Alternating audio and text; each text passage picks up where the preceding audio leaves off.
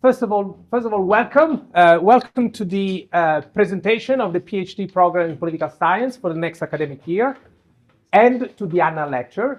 As it is customary, the way we organize this event, I will spend the first 10 minutes to describe the doctoral PhD program, which most of you know pretty well, but it is actually for the purpose of our people interested in it and following us online.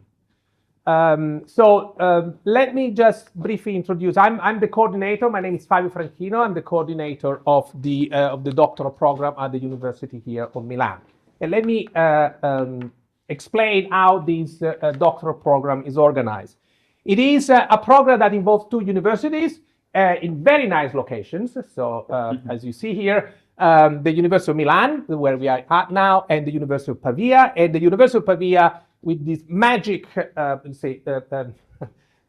dynamic here, is the administrative headquarters for this period. So the way this agreement with the university, how it operates, is a joint endeavor, and the administration moved back and forth between the University of Milan and the University of Pavia. So that is why we will organize the call for proposal this year will be organized, the call for application, will be organized by the University of Pavia. So let me explain briefly how this PhD program works.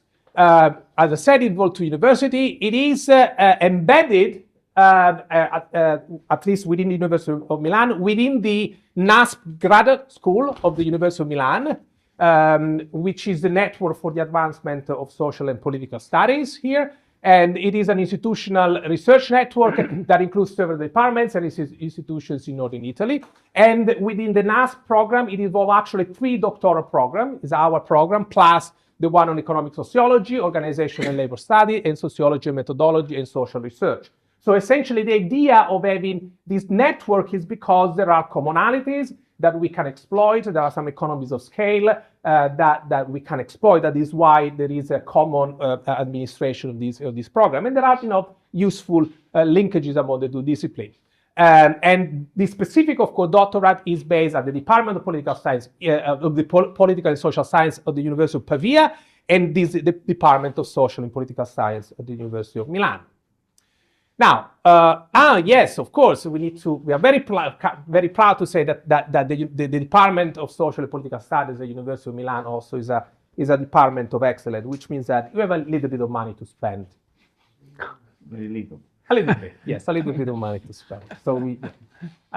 So the faculty involves scholars for several institutions. This is a list. I will not, there's no need to list it all, but I randomly selected a bunch of good-looking faculty, and this is most of you know them, and this is a very I would say is a nicely heterogeneous faculty of scholars that study many subjects, and there is a good variety of scholars that in variety within the faculty, which we are very pleased in order to have. How long does our PhD last? Usually lasts 3 years. We have reformed it, and now it lasts 4 years.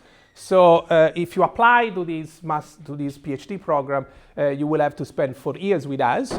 And the first year is primarily spent in the graduate school, where especially the first year is primarily a taught year. You have to follow courses mostly. We will give you an overview of those courses. And on top of that, the first year is very important because it's either we have to select your supervisor, and where you further enhance and refine your project, and you will start gradually to enter the academia by taking part in seminars which are organized within within the doctorate, summer schools and other initiatives which are organized within the doctorate. The second year, there are still opportunities to follow some courses. So you have essentially 2 years to follow some of those courses. And of course, you further refine, improve your research, and then things start to get a bit more serious. It is time to present your work, to really try to defend it in a seminar, go around in conferences. So you start essentially your gradual use your academic career. And then hopefully by the 4th year, that is when you just wrap it up. you start with the dissertation writing, further presentation, and then you're supposed to submit your dissertation by the end of the 4th year. I hope it is an interesting, it is a nice, challenging, that's what it should be, it's a challenging experience, which I think is really, it leads you to really develop the skills to understand society as there are politics and work, and I think it's an excellent opportunity. Now, just a little bit, just not too much. There's no need to get into the specific here. To just tell you a little bit, this is a taught PhD program, which means that within the two first year, you need to follow a bunch of courses. Some of them are methodological courses, which are within NASP, which is organized for all the PhD students. So also with the sociology students. And you see there are methodology courses, which we take together. You will take together with your colleagues in another doctoral program. There are a bunch of compulsory courses here. Apologies, we shouldn't go that far. Okay. There are a bunch of specific courses for political science, and then elective courses. There can be methodological courses, or can be more substantive courses. Okay. Some of them are in italics for a reason that I will not get too much into the detail, because there are the possibility for you to be exempt from for some of those courses if you have already done that specific topic during your graduate studies. But this is the idea. So the first year and a half, in a way, the first year primary is a year of study, only improving, refining your methodological and substantive skills, so that you can spend the next 3 years very fruitfully to produce an excellent dissertation. That's what we expect. So just to give an idea, as I show you, it's a very rich faculty that there are members from many universities in Italy and abroad. And the diversity is also exemplified by the fact that we cover really many different subjects. So essentially, we try also to organize our faculty in different subjects, okay? This is just a way, I want to emphasize, this is just a way we organize knowledge, but we expect you to be very open to, you do not necessarily belong to one track or the other. Myself, in my career, I think I've contributed to, I would say probably, I'm not a political philosopher, but probably to at least 3 or 4 of those sub-areas. I've written some articles that at least touch upon those areas. So we expect our PhD students to be proper political scientists, which means you need to be aware of different policies, the national dimension, the international dimension. You will specialize. A PhD program is something which is very specialized, but you should not miss the big picture while you study something which is very specific. And so this is a way to organize our knowledge, but it's also an emphasis important. You need to be a proper political science that is aware of what's going well beyond the study of political campaigning in Belarus. Propaganda study in Belarus, okay? That's one of for instance, subject of study of one of our PhD students.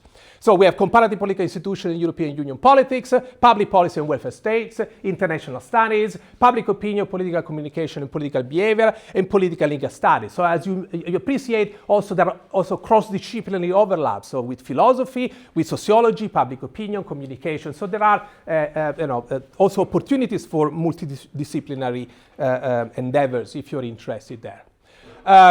It's a fully funded PhD, so you should, you will be paid, you will get a scholarship. And this is the amount of the scholarship because it varies. And so next year, for the upcoming call for proposal for applications, there are 3 funded scholarships by the University of Milan. One is a joint ESOL and POLS, so joint economic sociology and political science scholarship. So those are the 3 funded by University of Milan, and then there are 2 funded by University of Pavia. You get a bit more money if you leave us, in the sense that if you go abroad, okay, you spend some time abroad, and so that is designed for you. The fact, you're not supposed to stay here only. You're supposed to go out there to be a member of a network and visit different universities in order to really experience what it means being a member of an academic community, and that is also important. So you will get also a monetary incentive to do that. So you will get an increase in your scholarship for the periods spent abroad. Okay, so you get a bit more. I know it's also a bit more expensive. You need to pay a rent and so on. So we understand that it costs a little bit more. And of course, you have individual research accounts, okay? Which are about 10% of the scholarship in order to travel. No, we ask you to go to conferences and so on. You do not have to pay you with your own money to go there, so you will receive research money to cover travel, conference fees, accommodation, and similar expenses. So you will have a part of your scholarship is for those specific activities. The time frame is, okay, the time frame for the color applications, on the 19th of May, it will be out. The deadline, this is important, it will be at the end of June. And so the call for application, the link is there, will be on NASP, on the NASP website, also will be on the University of Pavia, because that's where the actually call for application is managed this year. After the, essentially after the 14th of July, the short list of applicants that are admitted for interviews will be out, so not before that specific date. And then in the second half of July, there will be the interviews, which can be in person and online, so that the successful candidate will be enrolled by August, and then the program will start on the 1st of October, okay, in 19. And then you have to do your own research, and then you're expected to submit your work by September, okay, 2030, okay? Okay, so these are the links, so if you're interested, the presentation will be online, so always check, and you can follow us on LinkedIn, for instance, as well, and you'll certainly look forward to, we are very happy to see your application. Please apply if you're interested and you find this project, this PhD program interesting, and we wish you very much good luck with your application process. Now let me introduce our distinguished professor that will give us today annual lecture. Professor James Snyder is Leroy B. Williams Professor of History and Political Science from Harvard University, and we're very pleased and honored to have him here. There is no way that I can summarize here the 110 publications that I check on your website, so I have to apologize for that. But Professor Snyder is an distinguished scholars of American politics, especially with focus on political representations. He studied many aspects of American politics, and clearly, as already when I invited you to come to this annual lecture, American politics is interesting and is important to study because it has big repercussion at American level, of course, but also globally. Professor Snyder studies, elections, campaign finance, legislative behavior in institutions, interest groups, direct democracy, the media, corruption. So many areas of great interest. But also, what I like is that he's not only a political scientist, he's also deep down an economist, okay, but also, I like also the fact that he's also professor of history, and I like to emphasize two important books which I find extremely interesting. The first one is The End of Inequality, which is the history of one person, one vote in American politics, and clearly there is politics and history is a fascinating subject. And secondly, also, the very interesting topic of primary elections in the United States, how it operates. It's a very peculiar institution, and it has major repercussion for how American politics operate. So without further ado, I'm extremely pleased to invite Professor Snyder to start his annual lecture. Thank you. Thank you. You can clap it. Clap for him. I'll just... The talk has kind of two parts. The first is a bunch of background, which I wouldn't give for a US audience, but an Italian audience, I have a sense from talking to people in Torino where I've been, and Milan at Bocconi where I've been before and stuff, that not just Italians, but Europeans in general don't quite understand just how important federalism is in the US. So they'll talk about local governments and how important they are, and then how we should design their electoral system or how things are working in their electoral system. And there's a big belief among a lot of people now that things have become too polarized, nationalized, partisan politics, national partisan politics is infected the lower levels of government too much. There's a fear that that's going on. And I want to sort of talk about how much that's actually happened, and also a little bit about why it would be bad if it did happen, why it might be good in some ways if it happened. Just talk through the whole set of issues regarding how politics should be organized at the state and local level, given how important state and local governments are in the US. So first I want to start with just some facts about how important they are too. So the reason that federalism is so important is like, it's just so huge, the US. Like geographically huge first. Like here it is, here's Italy, just to see how small Italy is by comparison. And this doesn't even have Alaska, which would cover like, you know, the whole half, the left half. Now Alaska has no people in it, it's mostly just, you know, frozen land and mountains and stuff, but where? And then in Hawaii, which actually has a pile of people in it for a small space.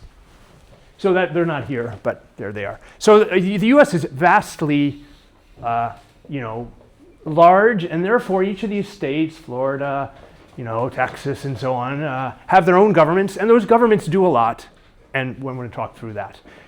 The US is also, you know, population-wise, you know, pretty large. We're much larger than any, you know, European country by itself, smaller than the EU, but not by much, like 450 million to 350 million, something like that. It's currently 347 million or something in the US now. Okay, so let's get started. Let's see, where to go forward. Where do I aim? The computer? No, you should just, let me see. Yes, there we go. This is forward and that's back. Exactly, yes. No, it's counterintuitive. Okay, that's why I did it wrong. Okay, terrific. Okay, so here's what people are worried about. People are worried about the idea that now at state and local levels, politics has become just like the national government. So the idea here is that state and local governments and politicians and voters are just paying attention to what's going on at the national level and then kind of imposing ideas from that, policy views, ideology, blind partisan voting, and just taking that to the state level and also to the local level and just imposing those same things down on these other levels. And why is that bad? And here's academics, by the way, this is journalists saying this, no politics is local. Here's academics saying the same thing. There's been a recent slew of articles, here's a selection of them, including two very important, influential books that are arguing the same thing is going on for real, even among academics. Not just that journalists say this and they have two anecdotes, but we have also maybe a bunch of data saying the same thing, which is what I'm going to basically say is not quite so true. It's not quite so true, especially at the local level. The state level, it's probably true. So here's a version of what's going on. All these curves going up. What's going up? So here's over time. So what does nationalization and polarization anyway mean? They are changes over time in how partisan things are and how ideologically divided the parties are. And that's been growing and growing and growing over the last, say, 25, 30 years. So here's like, you know, 1995 to 2024. And here, I don't know if you can see this. I see that it's too blurry. I don't know why, but that's my PDF fault, I guess. That up at the top, you have some voting things. This is like voting for president. And the idea is that if you call yourself a Democrat, how likely are you to vote Democratic for president? Well, of course, it's been high for a long time, 90% of the time, but it's even been going up. And here's for a much lower number, starting around, good grief, why is this so blurry? I can't even see it. 80%, and going up to over 90%. That's the probability that you as a Democrat vote for the Democrat or Republican as a Republican, but vote for the Republican for Congress. And then same for like state legislature. And then here is our governor. And then here are same kinds of things for Congress, US Congress, and state legislatures. How divided are the parties? How polarized are the parties in them? And they've just been, so this has been going up and up and up. And people say that this has been going up and up. Okay, we know that. But then also when you even go down to the local level, you know, No politics is local anymore. It's been happening there as well. Now, why do we care about, okay, this is just like people saying this, forget this, forget this, forget this. Why do we care? Okay, that's just quotes about it. Okay, the idea here is that state and local governments do things that aren't partisan, mostly. What do they do?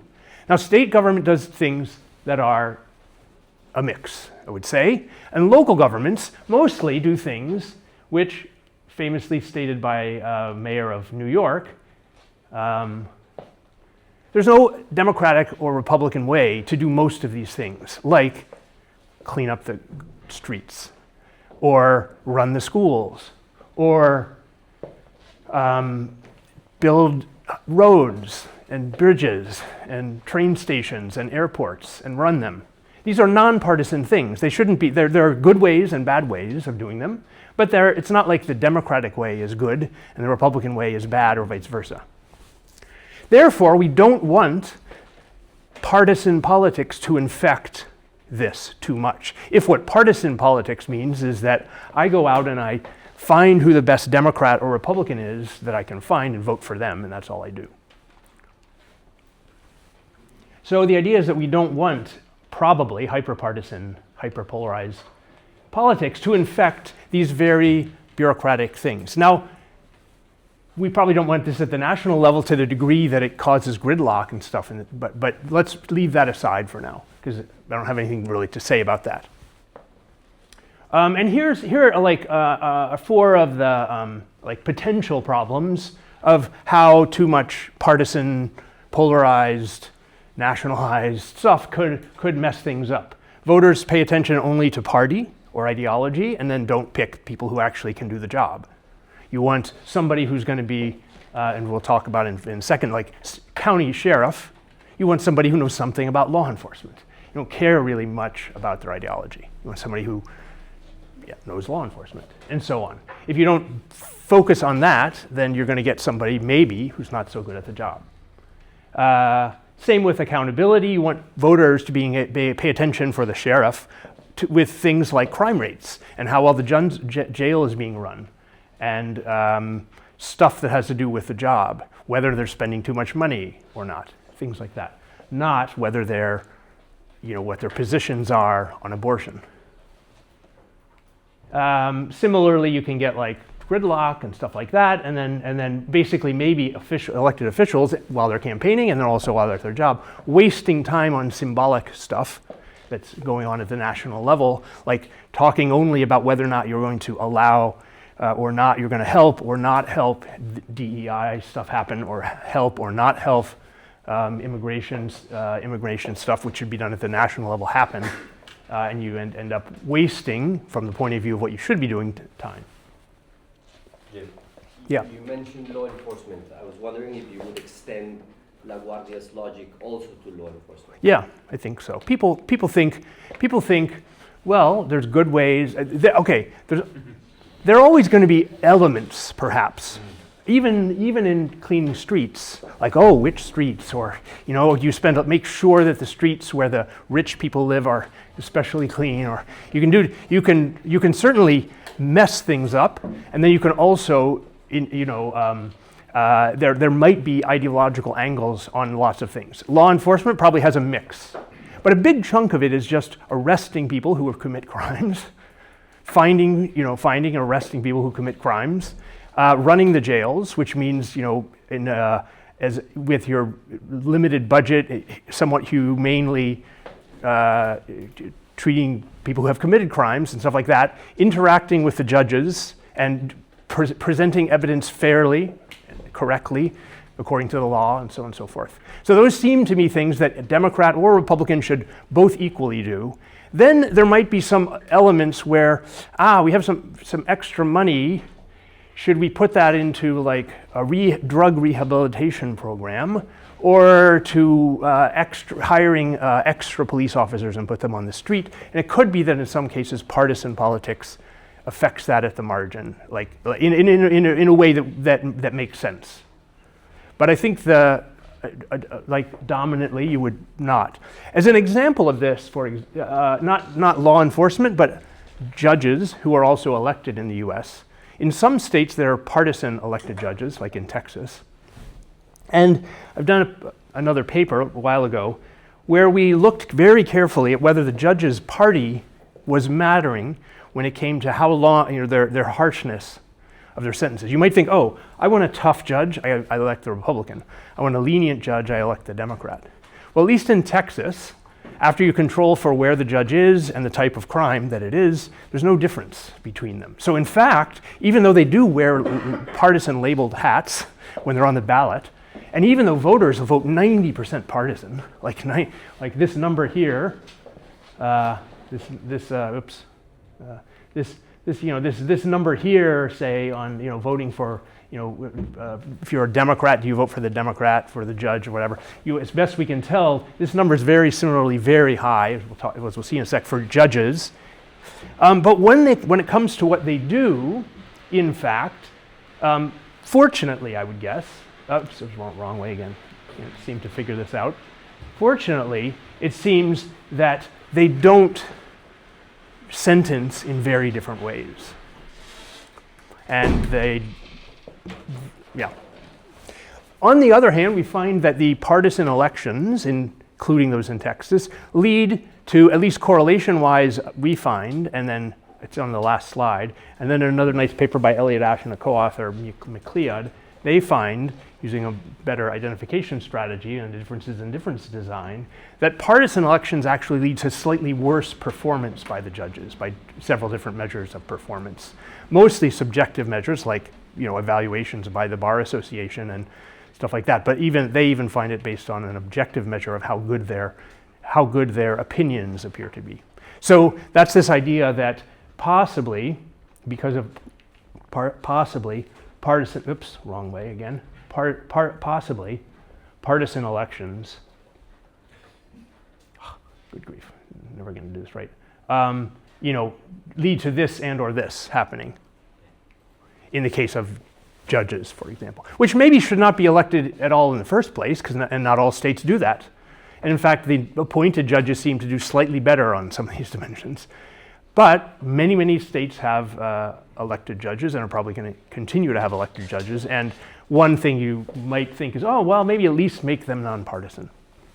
Now, the problem with nonpartisan things, as people point out, is that nonpartisan elections are very difficult for voters. You get a ballot, and it's got like some names on it, and that's it. No party label, no other information. How do you vote? And okay, well, you've had done some research before you went and voted in that case.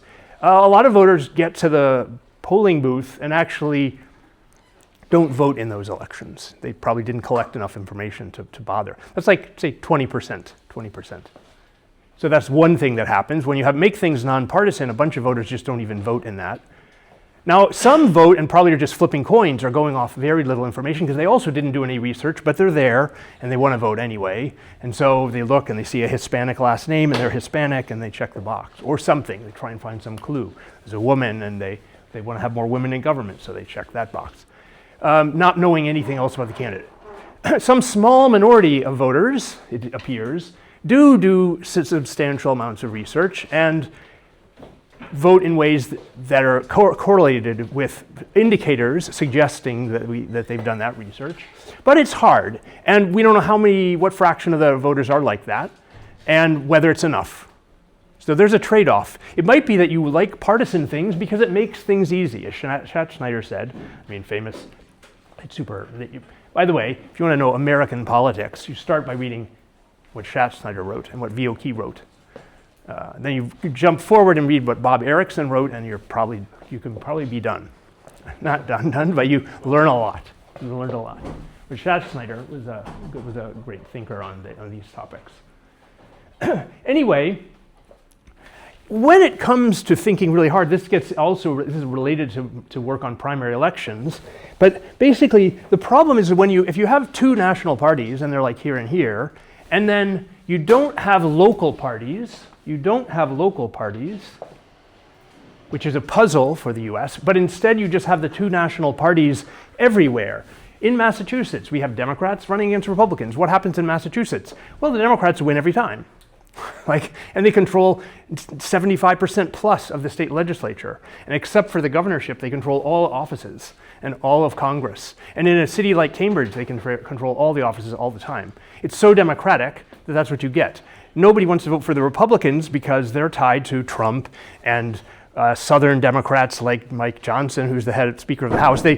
Voters in Massachusetts think Republican, super conservative, bad. They don't think, oh, Republican in Massachusetts, that's a different kind of Republican. Therefore, I might be able to vote for them, except for governor occasionally. So what you end up with when you have just two parties and you impose those same two parties at the local, state level and then local level, is you end up with like roughly 2/3 of the country at the state level, say, and roughly 3/4 or more of the country at the local level with a one-party state. Like it's either Utah and everybody's a Republican, or 3/4 of the people, 2/3 of the people plus are Republican, at least 60%. They win everything statewide and locally, or Massachusetts where it's Democratic, and then you have an occasional Pennsylvania where it's quite divided. And Pennsylvania is a good example where at the state level it's quite divided, 50-50. But as soon as you start going into the localities, they start to become, okay, Philadelphia, totally Democratic. Pittsburgh, totally Democratic. Pittsburgh suburbs, way Republican. Middle of the state, super Republican. So at the local level, again, with two parties and just the party and no fine-tuned, no hyphenated parties, no extra parties, and you end up with one-party bastions all over the place at the local level. And at the state and at the state and local level, it's important because state and local governments in the US are the main governments for domestic policy, other than national security, so defense policy, that's the federal government, of course, Medicare, Medicaid, and Social Security, add on interest and payments on the interest on the debt, and you have 80% of the federal budget. So basically what the federal government does is national defense and pensions and payments to old people for health care, and then payments to poor people for health care, and then a few other things subsidized here and there. So when you look at like who runs the schools, K through 12 education, the top, okay, at least we can see these, good. It's 90% state and local. And that's not 90% state and local administrative with 75% federal money. It's 90% state and local money. The federal government gives 10%. And it's even earmarked for like programs for school lunches and transportation or special education for students with disabilities and stuff like that. So the federal role is even often on these topics, not simply just here's some more money. It's very specialized money for very specialized kind of like very often with a welfare, thinking of the bundled welfare state idea, that's going to do some redistribution or some helping out of some group that's going to get not well treated uniformly across the states and localities. But mostly what's going on is the policy making, what's taught in first grade, second grade, third grade, up till 12th grade, what's taught in the universities, how are they funded, and so on and so forth. It's 90% state and local governments, and for higher education, 85%, 83% roughly, state and local governments. Public safety, that is police, plus courts and stuff, 84%, state and local. So when it comes to citizens and what they see in their day-to-day lives in terms of government, it's state and local government. The only time you interact with the federal government is if you're getting your Social Security check after you hit 65, or you have to go to a doctor and you're either poor and under Medicaid or over 65 and under Medicare. In the background, you're helped, you're kept safe by our massive, $1 trillion military, but that you don't interact with on a day-to-day basis. When you maybe send a letter, people don't even send letters anymore. You used to interact with the federal government via the post office. People don't even do that anymore, hardly. So you interact with the federal government almost never, unless you're in one of these special categories, and you interact with your state and local governments all the time. If you have kids in the schools, you pay your property taxes, you know, you want to go to a park, you know, it's a state and local park, so on. And it's state and local money raised by state taxes or local taxes. And among them, roughly 50-50. It used to be a lot more local, but states, governments have grown and grown and grown, partly because the states have gotten more and more in at the state level, doing some redistribution so that the poorest communities don't have really just only crappy services, and the richest communities have great services, which is what a big cost of this federal system is. If you think that what are the drawbacks here? Well, you get lots of local control, lots of local accountability, perhaps, if the elections are working well, and so on and so forth, and the political system generally. You have a lot of tailored policies that are tailored to the people there, which is good in a lot of ways, can be very good. So you have slightly more conservative education in conservative states, slightly more. Now, you can ask the question, how much do you want that to go on? That's for sure true, but in any case, that's what you get. And some of those are very good things, especially on the accountability side, and in some cases on the tailoring side. And then one of the big costs is that it leads to lots of inequality, because the rich communities can afford much better services, much better schools,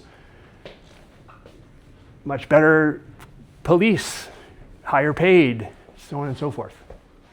So that's the cost. There's another important element to how state and local governments are run here, which is that the elections, at the state level, they're all partisan, pretty much, with a couple exceptions. But at the local level, you start to get more and more and more of these nonpartisan elections.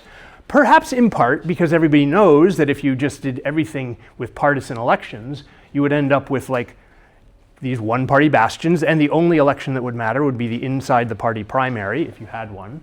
But in any case, what has happened then over time is that elections at the local level have become increasingly nonpartisan. So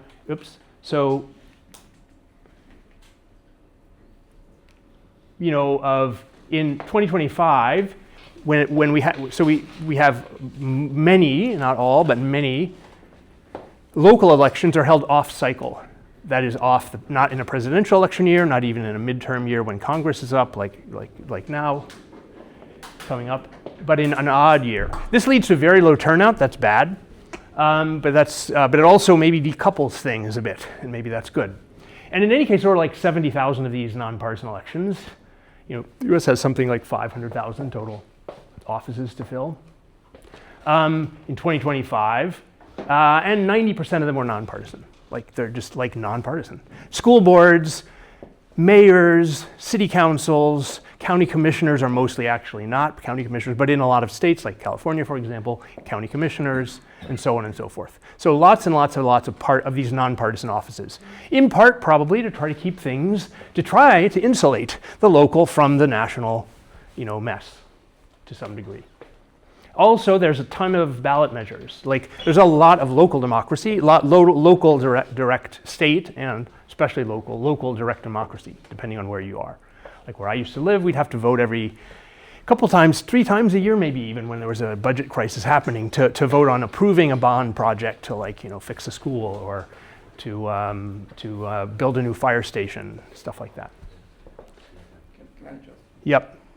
The fact that we observe so much concentration in terms of partisanship, 60% Democrats in California, 60%. Is it an effect of the federalism? So the people, geographical mobility, if I don't like the state because of the government, I change state if I have the possibility to do it. So voting with your like this, is it I think that people have studied that, and I think the conclusions are it's a tiny, tiny fraction of what's going on. It's mostly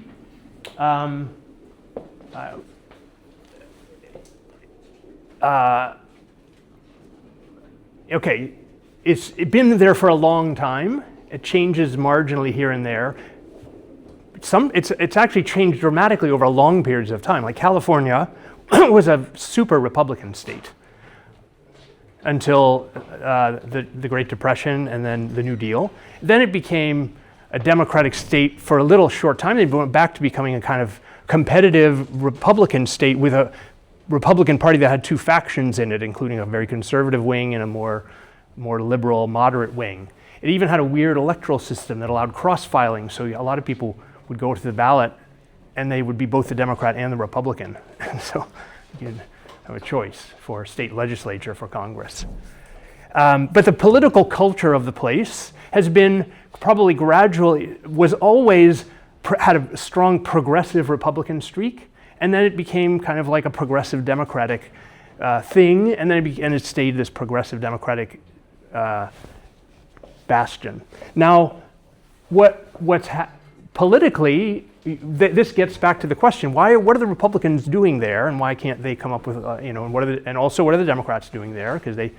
But it seems that the national, the fact that any Republican running in California gets somehow linked to whatever the national Republicans are doing, and that a lot of those things are very, unpopular in California, and they just don't win, and then therefore, good people don't even go into the party to begin with, and maybe there's some people who leave because they want to have.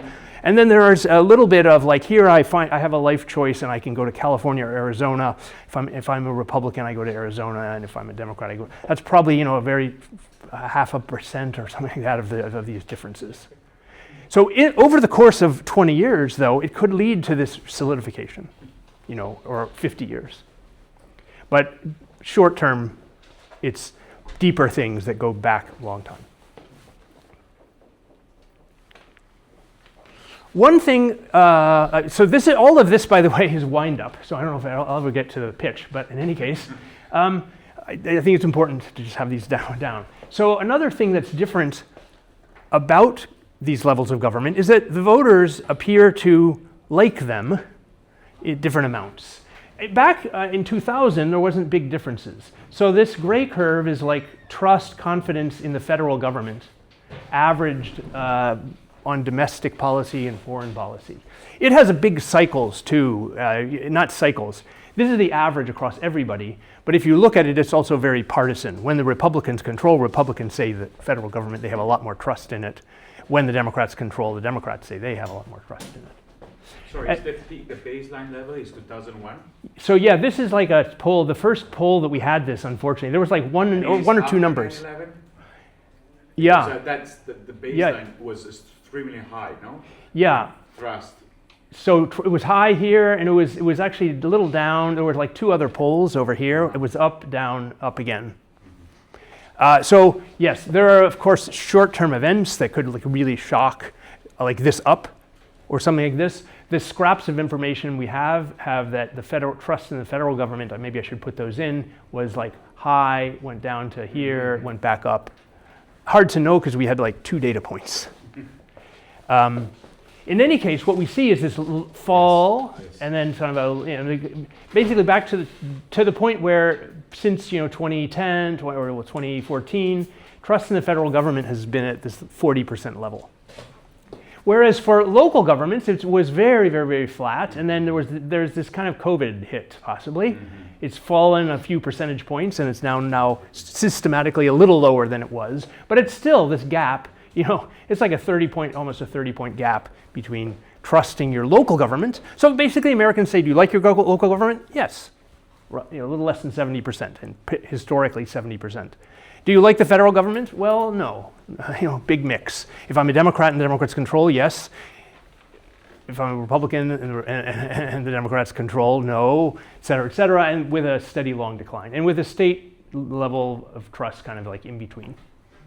Is it in the US a reasonable assumption that the average citizen knows who is the local, who is the state, and who is the federal? No, I think that's probably not true. I think the average citizen, well, they know who the president is. They'll probably know, they'll be able to see on a list who their governor is and know that that's not the senator is somebody different, and so on. I think what people don't know consists of, and they'll know who the mayor is. They'll know that mayor is not like the governor, and not, maybe they'll mix up. Was that mayor? Is they just a city councilor, or are they a mayor? I can't remember, or something. So I think what people don't know, though, very well at all is like what level of government's responsible for what, very much. Except They know a few things that they interact with. If you have kids in the schools, you know who you actually even know a lot about who the school board people are, and you'll probably even know who the mayor is and things like this, because of that local politics stuff is touching your life so much, like on a day-to-day basis. Not like on a day-to-day basis, but you go to the, soccer game or the baseball game or whatever, and your kid's playing, and then you chat with some parents and stuff, and by word of mouth you know a bunch of stuff.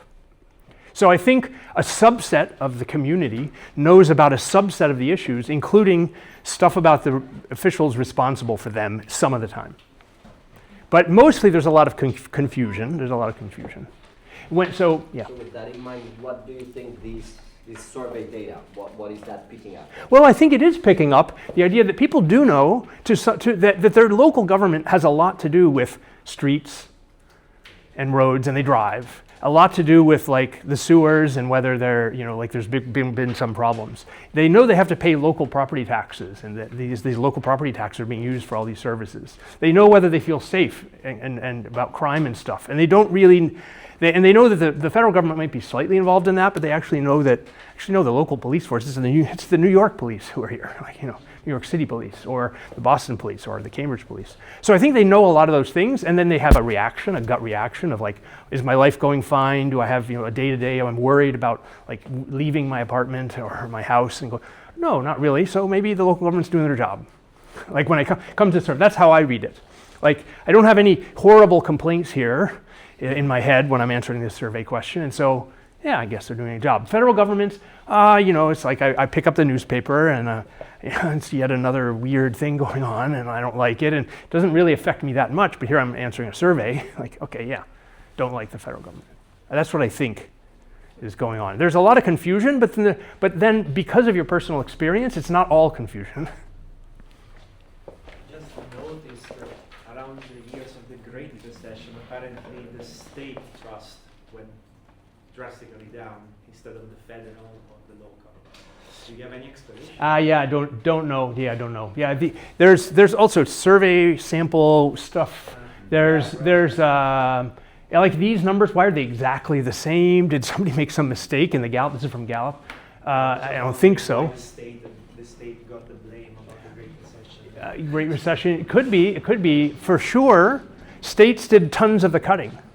Like state services were cut dramatically. Universities stopped hiring. Stuff. So they maybe got some of the blame. I don't think you can say like a 15-point fall is just, but don't know. Okay. Yeah, but it could be the national government gets, for sure the president gets a bunch of that blame, but something like the services that got cut because states have to run balanced budgets. Almost states have a balanced budget law. The federal government does not. So we have 39 trillion or whatever now in debt. Anyway, they ran a pile of debt. They just run a bunch of debt, keep doing what they're doing. In fact, they do even more, federal government, and the states just have to cut. Yeah, the local is the county? The local here is whatever the person means by local. Okay. It's not stated. Okay. So the person could be thinking about their city government, their county government, their town government. They probably aren't thinking of a school board, but it's one of those three things, probably city. And probably if you live in a big city, it's the city government because that's the one you think about. If you live in a rural area, it's probably a county government. If you live in a small town, or medium-sized town, not so clear. It could be either one because both governments are providing a bunch of the services. So can I ask you just one further question to compare the state and the federal level? That would mean probably that you have since most of the state elections are partisan, right? I would say, aren't they?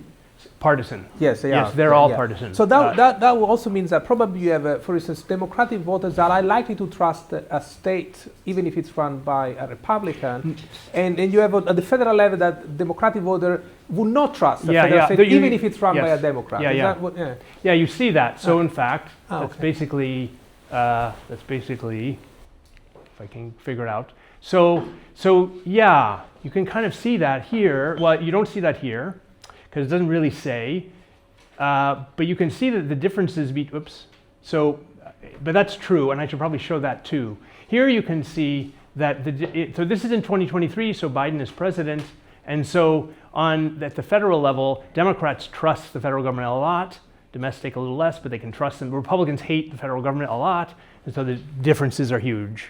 At the state level, it's much smaller.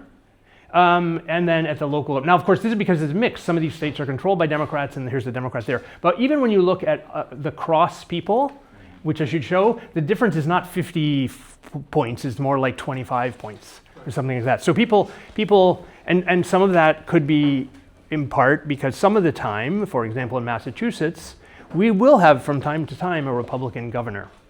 Like quite often, in fact, more often than not while I've been living there for the last more than 30 years. But the state legislature and all the other state offices and everything else is completely Democratic. So there will be some divided control like that, mixed, and then there will be some people who just say, well, my state government's doing okay, even though they're of the opposite party. Much more likely than they will say that same thing for the federal government. Yeah. And then finally, you can see that this sort of like over long periods of time, if you look at trust in local governments, there was times when the Republicans used to trust their local government even more, Democrats a little less, but they're basically very similar and over time. Okay, so what do we do? Okay, no, like we got 5 minutes. Basically, what we have done is we've taken a pile, we've been collecting a pile of different, two different kinds of data. The first, or the second, is precinct level data where we can go back in time and do a bunch of stuff. And that's the last thing I want to talk to you about. The more novel data is cast vote record data. And so here are the bottom lines from the precinct level data. Nationalization, polarization have increased at the state level, that there's much less change at the local level. This is based on the precinct level data. Precinct level data is not great because it's not individuals. So you're basically doing some ecological inference here.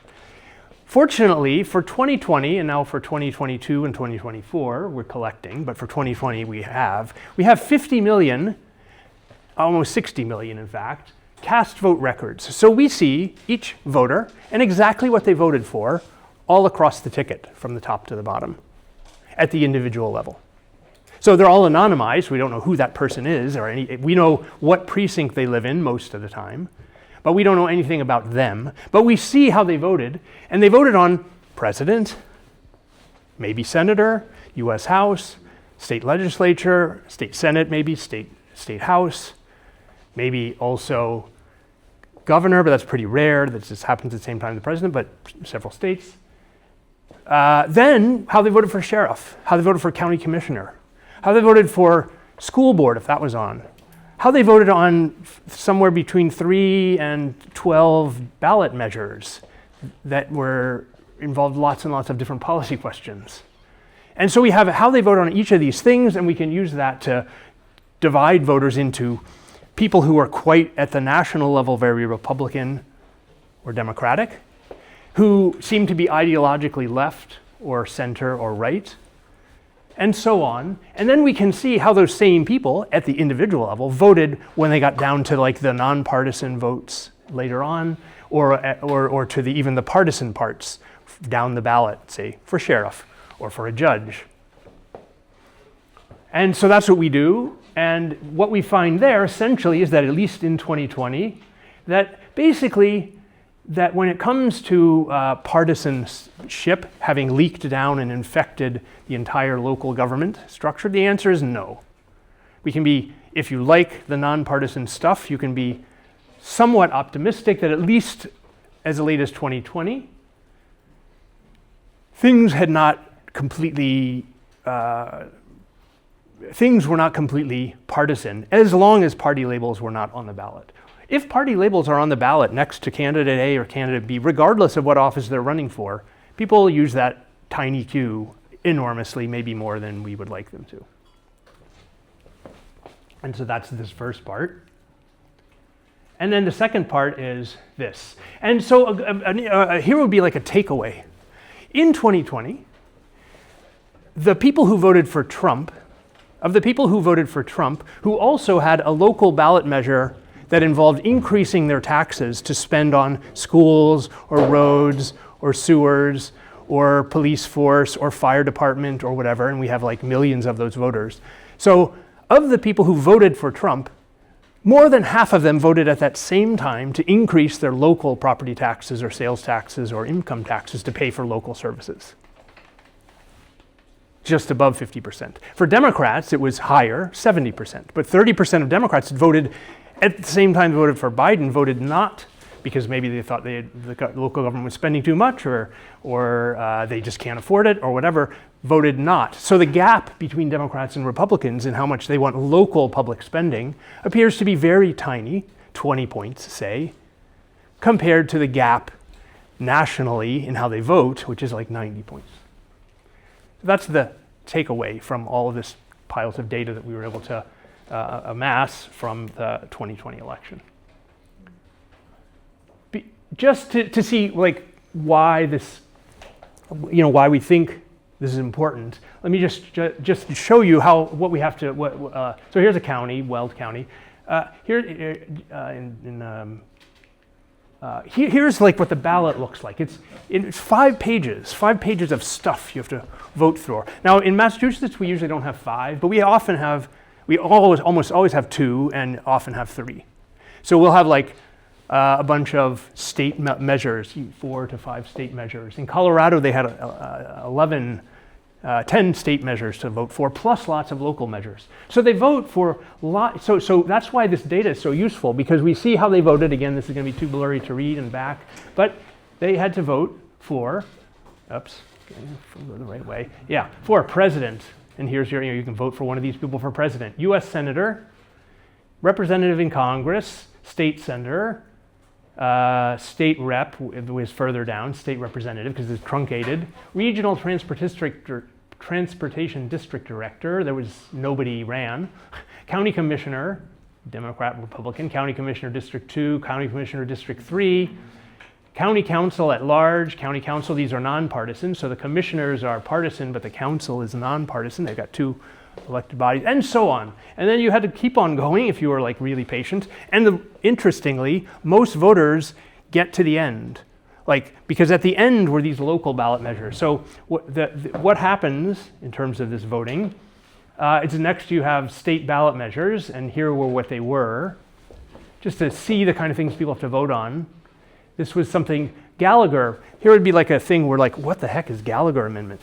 Actually, I would bet that 3/4 of the voters in Colorado knew exactly what the Gallagher Amendment was, because there was so much attention to this, and they'd been confronted with this Gallagher Amendment. It's a thing that causes local governments to not be able to raise their property taxes based on this constitutional amendment.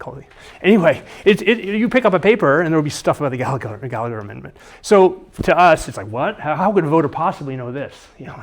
Actually, in Colorado at this time, I don't know of any survey data that shows this, but I wouldn't be surprised if large numbers knew about this because of all the hype that this gets. Rules for gambling, some of these, you just sort of have an instinct, like, well, okay, do I want gambling or not? And I don't really, so I read the ballot says this very long, complicated thing, here it is, the text, blah, blah, blah, blah, blah, sometimes very short.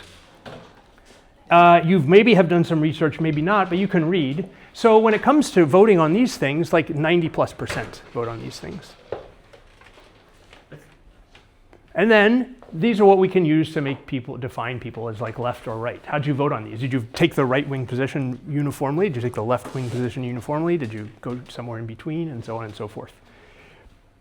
And we could do the same thing for these local ballot measures. Here are all these local ballot measures they had to vote for.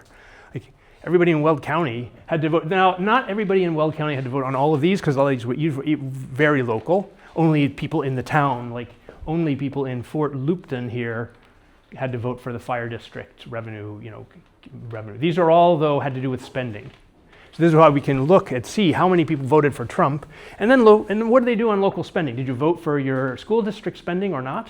Did you vote for your fire district spending or not? Well, all the people in Hudson got a choice there, and just did or didn't. For clarification. So all the citizens living in this county vote for all these policy detail and all these policy questions that you mentioned above? No, all of them vote on some of them, because it depends on where they live. So you have it's like direct democracy on so many different issues. So any one voter will only, so if I live in Fort Lupton, if I don't live in Fort Lupton, that's a city. Yeah, no, that I understand. Yeah, exactly. But Then- if you live in that county, Yeah, you have to vote on these. You vote On all of these. regarding, Exactly. If you can go to the previous slide, you vote for possibility from. Oops, yeah, exactly. Yeah, like these are states. Yeah. These are state. Everybody in the state. level, so everybody in the state Can vote. regarding rules for gambling in charitable organizations. Exactly. That's how the US. Yeah, You can also, yeah. I mean, If it's on the ballot, which it was in this year, and some stuff is on the ballot, and this has been studied. It's not a part of the talk. you can leave empty. Yeah, you could also leave empty. And what a good question is how many people pull the lever here and like I say, 90+%, depending on the issue. Like on the tax one, you decrease your income taxes. This one here, like by a tiny little amount, or ban abortion after 22 weeks. Virtually everybody had an opinion on those and voted. Like 5% probably rolled off. How do you have those on the ballot? Do you need some sort of you have to collect signature to put on the ballot? So some of these are put on by the legislature, By the legislature. and then some of them are put on by initiatives. We know which are which, and you could start to analyze with a big enough sample, with enough years, enough states, and so on. You could start to analyze. We know broad brush stuff that the legislature puts on wins and gets a lot more votes on average. Initiatives usually lose and get fewer votes, but not all of them. More like 40% win, 60% lose. Of the legislative stuff, 2/3 wins, 1/3 doesn't. Broadly over over the last 50 years or so.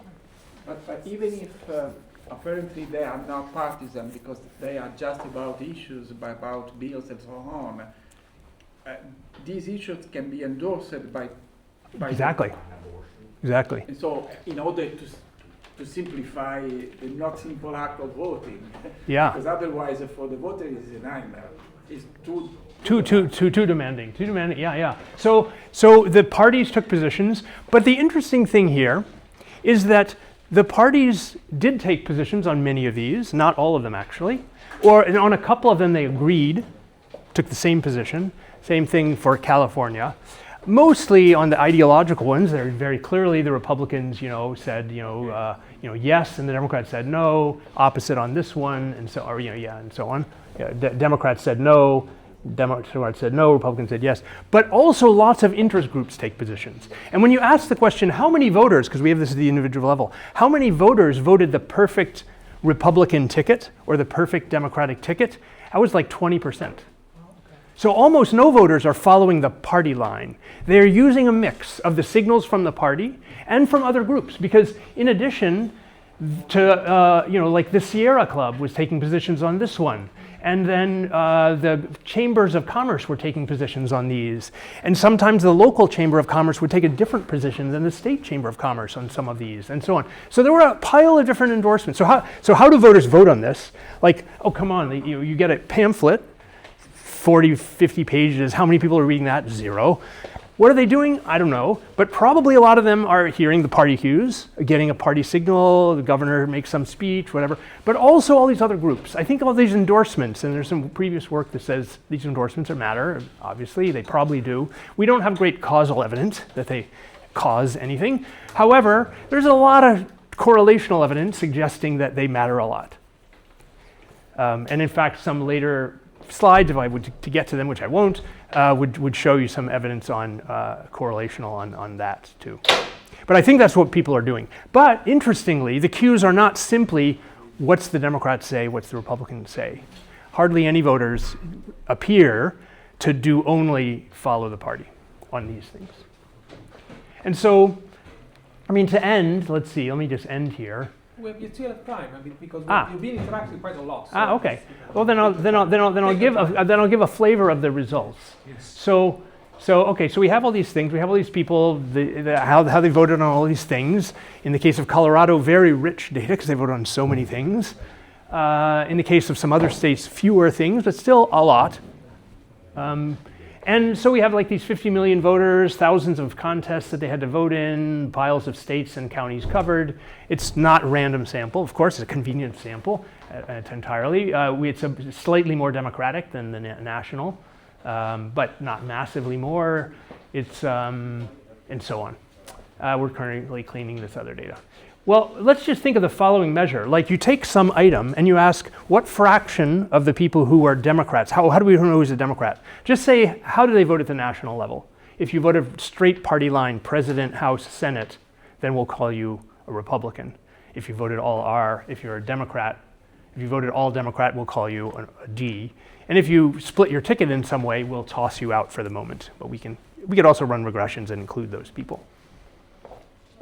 And so we have this person that we call a Democrat and a person that we call a Republican. And we look at and we say, okay, here was some thing like the Gray Wolves Amendment. What fraction of Democrats voted yes? What fraction of Republicans voted yes? Take the difference between those, take the absolute value to maximize the possible partisan differences and study that object, which we call absolute partisan gap. And this is, we have a paper that's published just very recently that does this in the American Political Science Review. That is a subset of the authors here on, should have mentioned that this work is all joint with a bunch of different people and in various combinations of papers.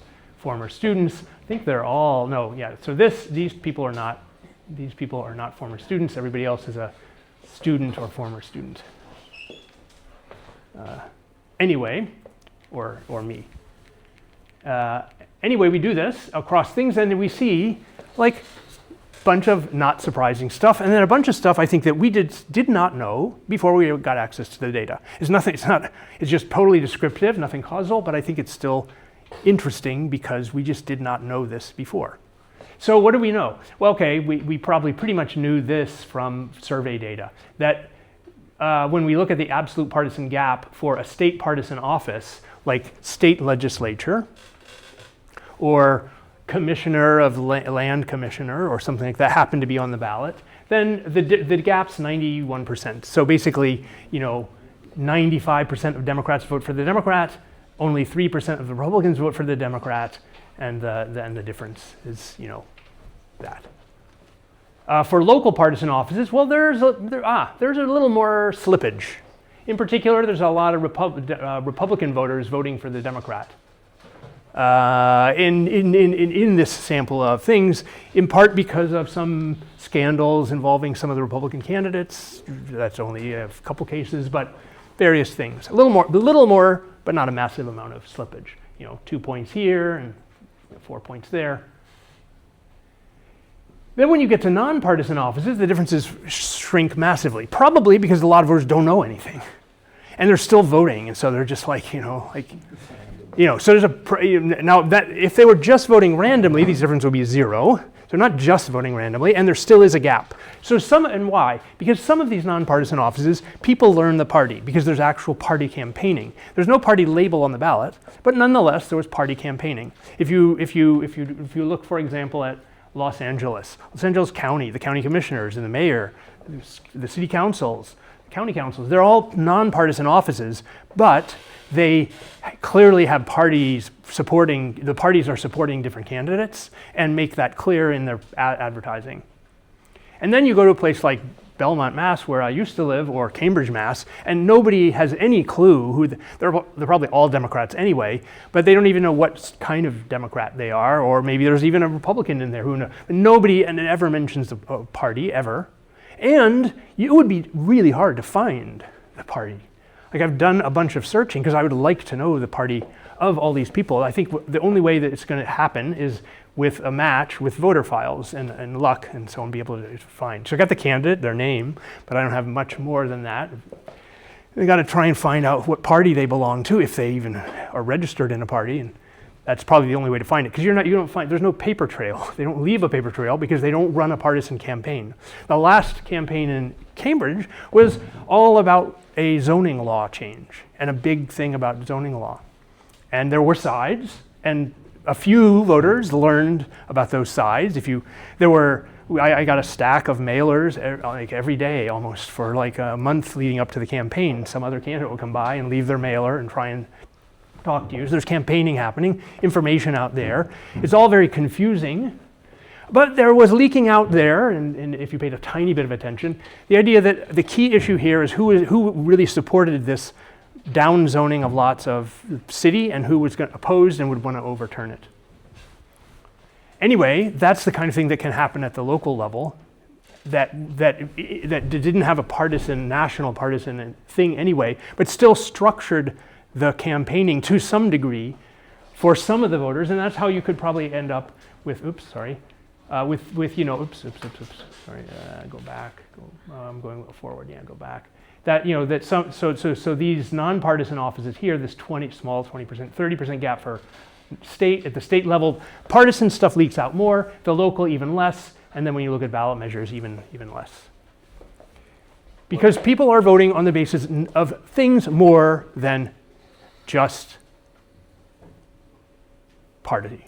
We don't know what those things are. That's the big question, and we don't know how many people are doing that, but it seems evident from the paper trail of votes. From the perspective of the voter, the key difference then on the ballot is that they don't get a party cue for the non-partisan office. Exactly. But outside of that, it is almost as partisan offices in terms of campaigning.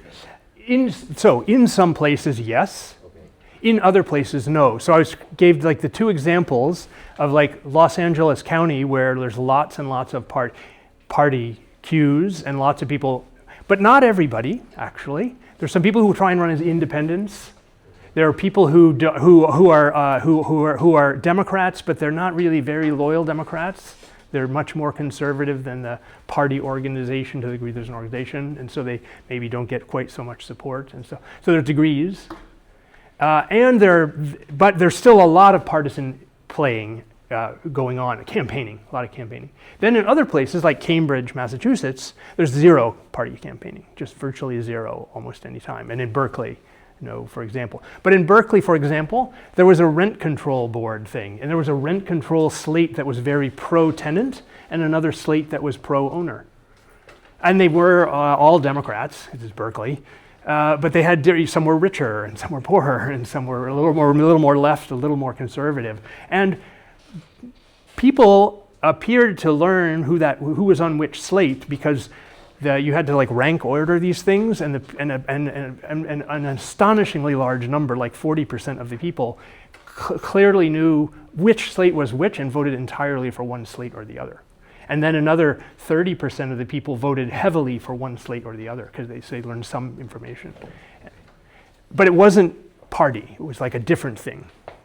And then there's a bunch of cases where we don't know what they're doing. They're just like voting, votes are cast. We have no paper trail of like what the campaign was like. In fact, this is the world we mostly live in for local politics and studying local politics, and why it's like so hard is we got thousands and thousands of jurisdictions, very little campaigning for lots and lots of those offices, or the campaigning is done with just paper, and we don't have that digitized and collected and ready to shove into ChatGPT and do stuff yet. Okay.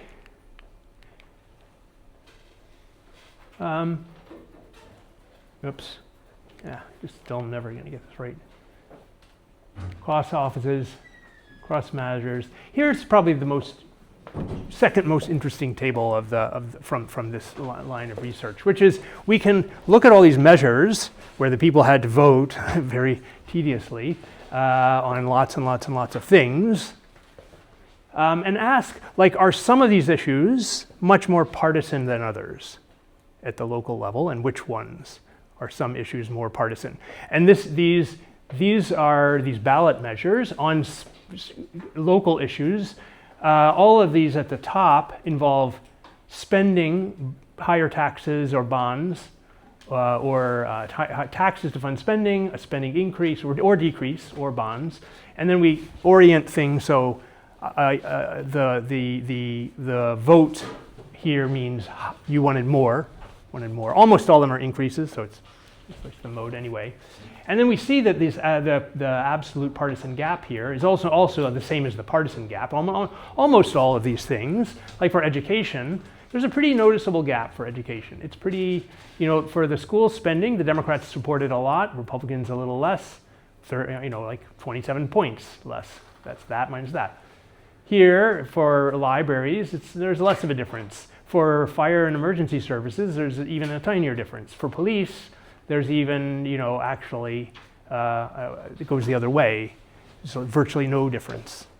Like, Republicans are happy to spend money on police. They like police, be protected, whatever, and so on. Roads, but the gaps are very small, and they all kind of make a little bit of sense. Like here is a pretty redistributive item. Almost all of these housing things, there's only 10 of them, so don't take just not a huge, sample. But they all involved a large amount of money for affordable housing and low-income housing. And it was clearly written, in most cases, written on the ballot what the money was going for, or there was campaigning saying what the money was going for. And so you see here a much bigger, not 90 points, but 47, a much bigger difference between Democrats supporting this, the same as they support most other things roughly, but a lot of Republicans opposing this.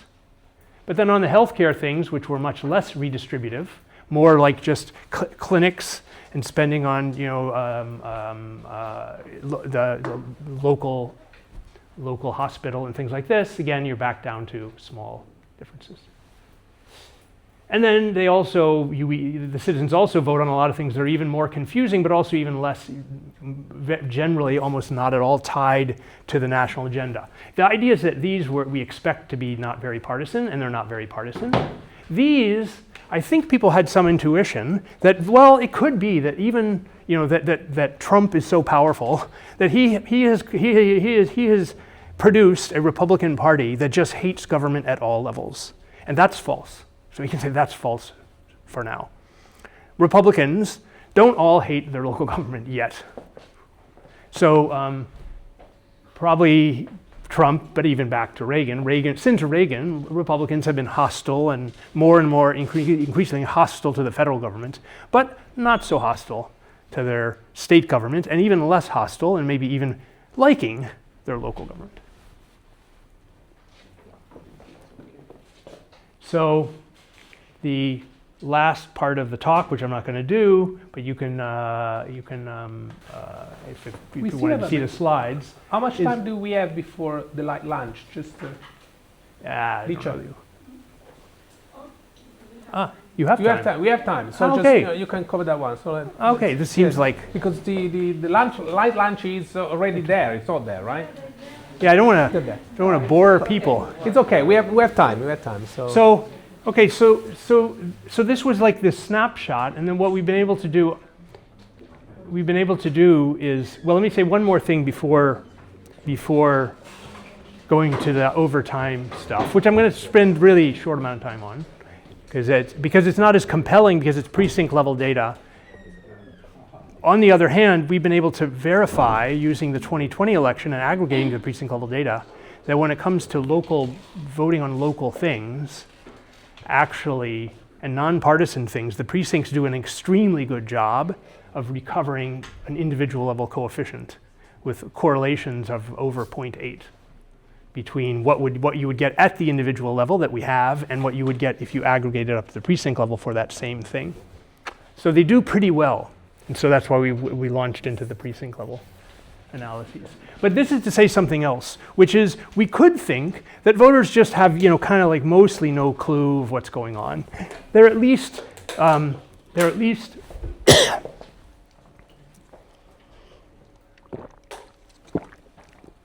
coherent enough to do the following. In some jurisdictions, pretty much only on a couple of issues, education being the main one, voters got to vote on multiple ballot measures on the same topic of education. For example, they had a bond for school buildings, and then another bond for like buying computers. They had a bond for school buildings, and then a tax increase to pay for increased teacher salaries or to hire new teachers. Both about the topic of education, at least, different things, but about that topic.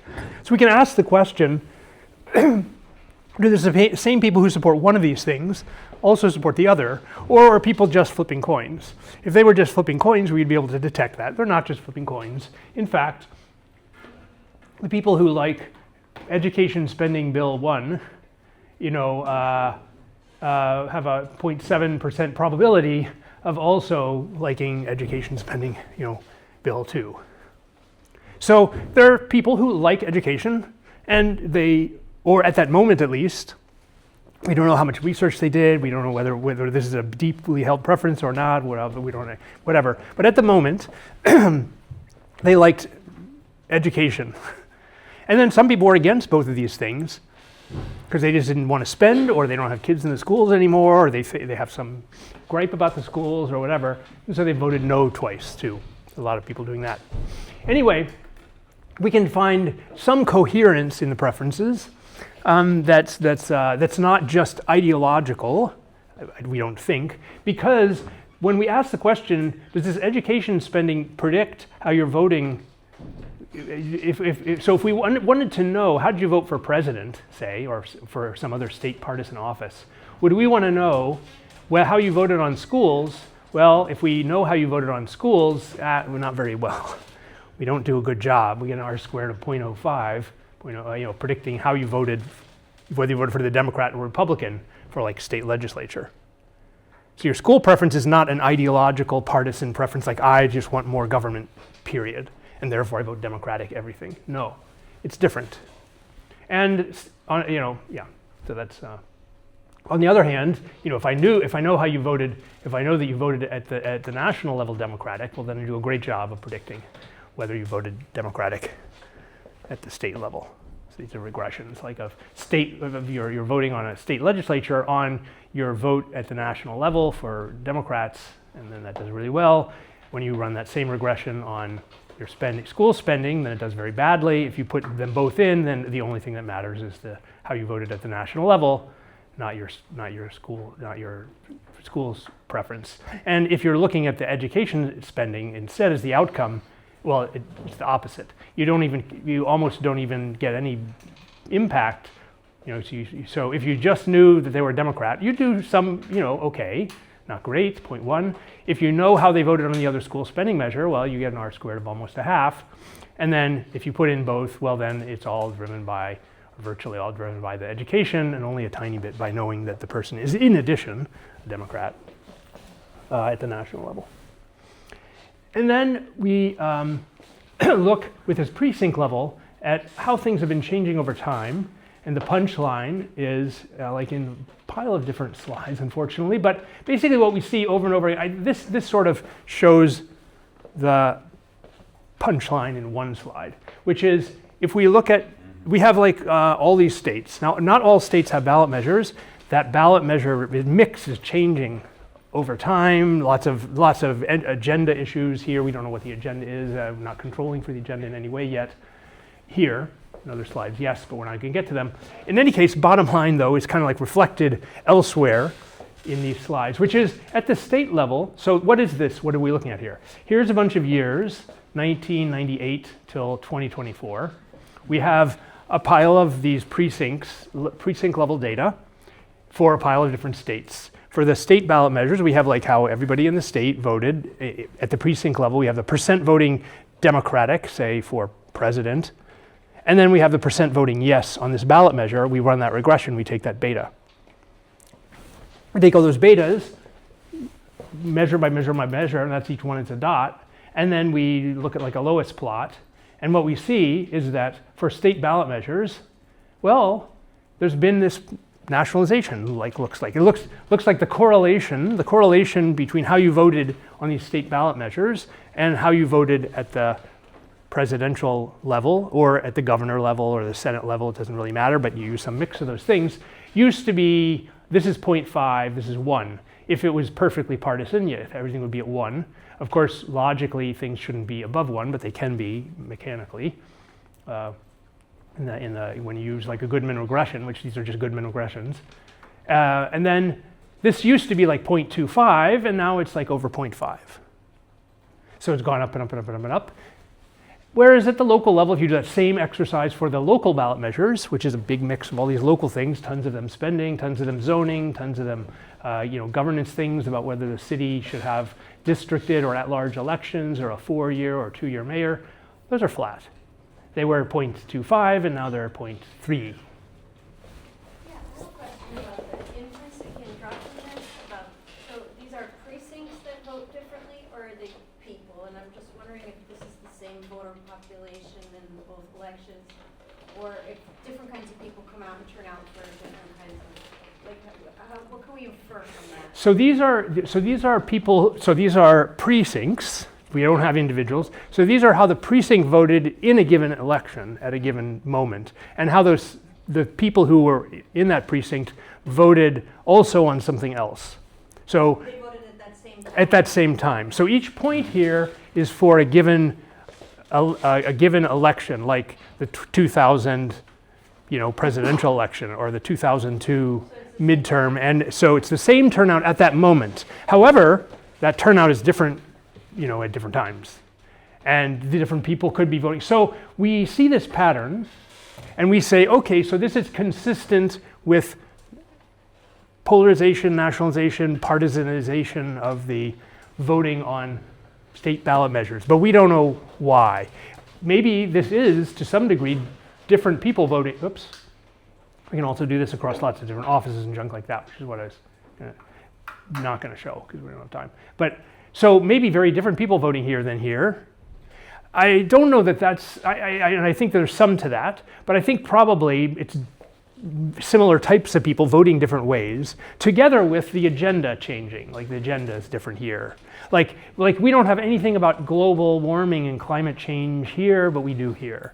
So if we looked, just as an example, I'll just show one example. So if we looked at like the energy and environment as an issue and took all the ballot measures that just have to do with energy and environment things, of which there are quite a few, not tons, but like several a year across these, basically we're looking at really at about a dozen states heavily through this period, not only, because the precinct level data is hard to get, but essentially this, here there's a bunch of stuff about climate, here's a bunch of stuff about just clean air and like fertilizers and, and stuff like this and lands. There's stuff about lands all through, like conservation land, conservation land, conservation land. But here there's also stuff about climate, which is more polarized and partisan, and it's not here. So I think more than different people, it's very likely that the agenda has changed, is driving some chunk of this. There are some issues like tobacco, alcohol, and marijuana, where here there's tons of things about marijuana and they're not here. There's tons of things about tobacco all through, alcohol. Those are flat, not really much going on. But a lot of items look like this. And then some are more mixed, like law and order things. During this period, there is no change in terms of financial transfer from federal government to the states. So no change at all. There have been changes, but I would say they're pretty marginal. Okay. Yeah. I mean, and it depends on the issue and the administration. So the Biden administration passed a very large bill to do a bunch of infrastructure. But even that didn't hardly move the needle on the fraction of money that's actually coming from the federal government. It's like 5% higher or something from that bill. So there have been changes, but I would say that those aren't first order things here. It's been first order either what states are doing or at least what they're putting on the ballot. And some chunk of this is symbolic stuff too, I think. But these things on spending are not symbolic. These are like real changes to like spending. Like, some small, some large, but all involve, hundreds of millions, usually billions of dollars. And at the same time, at the local level, everything looks, with one exception, everything looks really flat. Nonpartisan judges, nonpartisan school board people. There's just been no change in how partisan those elections look. And one exception here is the school spending, where we found this pretty high number for 2020, and that's gone up a little bit. And that's driving this too. Most of the other categories, well, a little bit here maybe, but most of the other categories of spending at the local level are pretty flat. We haven't seen a big change. Democrats and Republicans, as estimated by the precinct level data, roughly the same over the time. And these are things over which I would say the agenda is pretty much the same. It's like, okay, are we going to shove more money into parks? Are we going to build a new art center or not? Whatever, same here, or here, and here. Police and fire and emergency services are the same. We're going to spend more money on fire department things and emergency services or police or not. and so on. Here, there's been a little bit more, some fighting over textbooks and stuff like this. Those aren't actually here represented, but the education issue has become a little more polarized in some places recently, and maybe creepingly over time. And that could be what's going on here. So people, that's something I would, that's the kind of thing that I would worry about. That would be, there's a worrying thing, it's this kind of thing that I worry about. Like I like this number sort of better than this number. Okay, let's see, I have one final slide which is fun, so let me get to that. Just put it up. So basically, because Tip O'Neill, why is it fun? So Tip O'Neill was this famous Massachusetts Speaker of the House for a long time, super kind of, he was Speaker actually even during Reagan, so he was like, got into the sort of politics becoming increasingly partisan era. But when he was Speaker for most of the time, and he was in Congress for most of the time, you had this sense that even congressional politics was local in the sense that the person coming from this district served, they did some stuff for the party or with the party, but mostly they were there to bring home the bacon for their district, serve their constituents, do stuff that people from the 8th district of Massachusetts like. And that there was a sense that all of this, even at the national level, politics was very local, in that it was driven by people paying attention to the local concerns of the people who were voting for them. And then now people, like we saw from the quick look at the slide, now say this, and this is what we would say, like nonpartisan, boringly, wordily, nonpartisan politics is still pretty local. At the local level and at the state level, it still has a lot to do with state issues here and there. And then the big thing that we really don't know, and this is where I want to go next and try, I don't know how, but is try to figure out what the heck is going on. How are people sorting through these thousands and thousands of things they have to vote on? What kind of information do they have? Do we really think this is a democracy working well, or we're not really? It's democracy. By luck we get good outcomes or something, and we don't know the answer. I think you know. Thank you very much. Thanks. Thank you. I think we can open up a little bit the discussion. You've already had quite a few questions, so I don't want to keep you too long here. But let's open up a little bit for a maximum 10 minutes of general questions that you might have about this U.S. talk. So, any more broader general questions? Please raise your hand. Yes, go ahead. It's not too broad. Okay. I was wondering, so if it were true that all politics is national, and that Trump has managed to, make all Republicans anti-government across the board, what would be then the implication for the absolute gap? So what should we see there in the gap? We would see it being like 90% on everything. So then, the gap would be high. We would see extremely high gaps. We would see Democrats voting, if Democrats like something, Republicans have to hate it, and vice versa. Okay. Across all issues, and yeah. Whereas if they were voting randomly, then it would be exactly. It would be zero. Right? Exactly. So when we see gaps that are really small, we don't know if it's because of randomness or people voting on the basis of information that's orthogonal to their partisan, identity and how they think of partisan wise.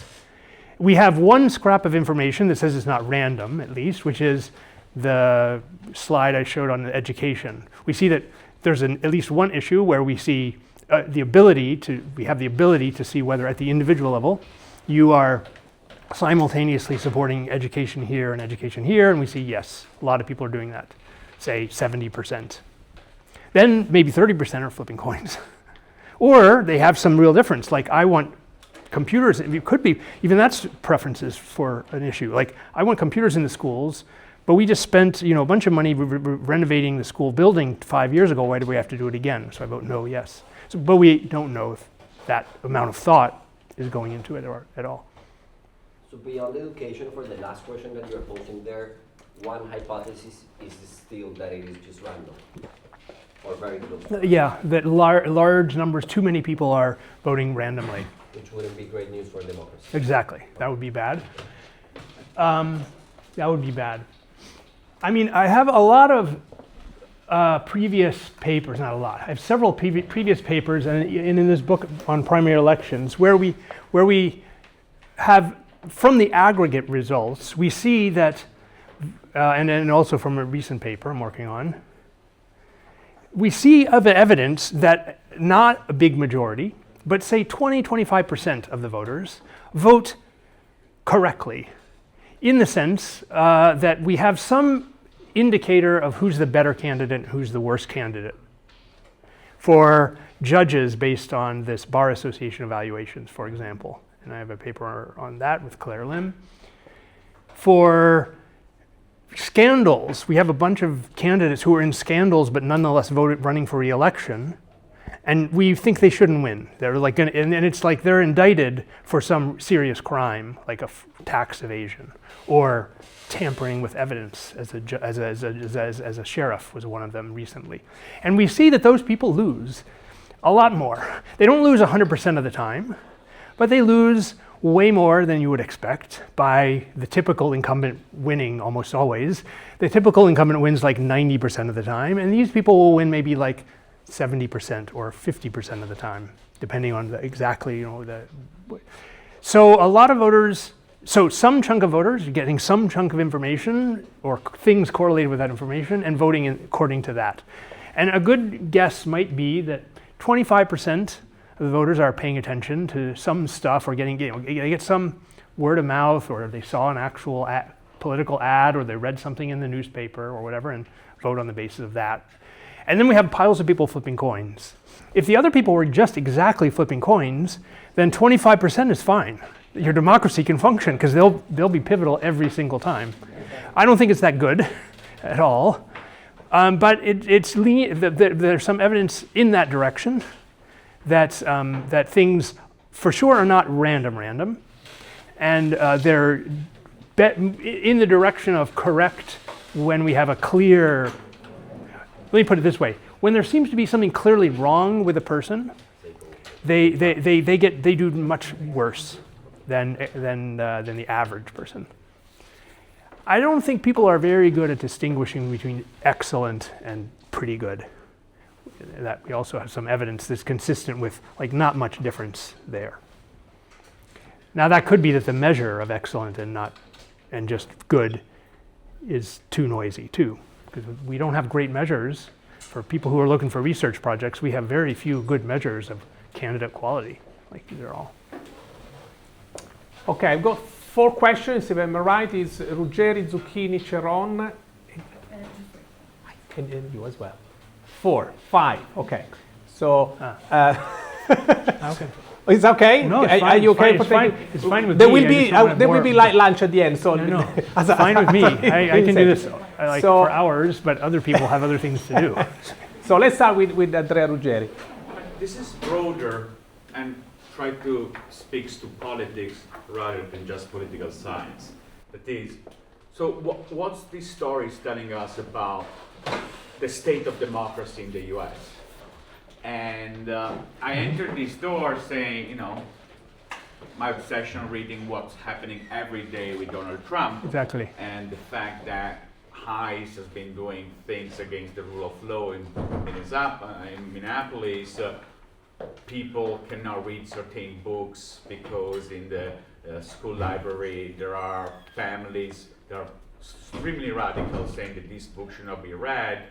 And my understanding was actually polarization is not just national, but also local. And you give me a more positive story. Is it really positive for the midterm and for the state of democracy?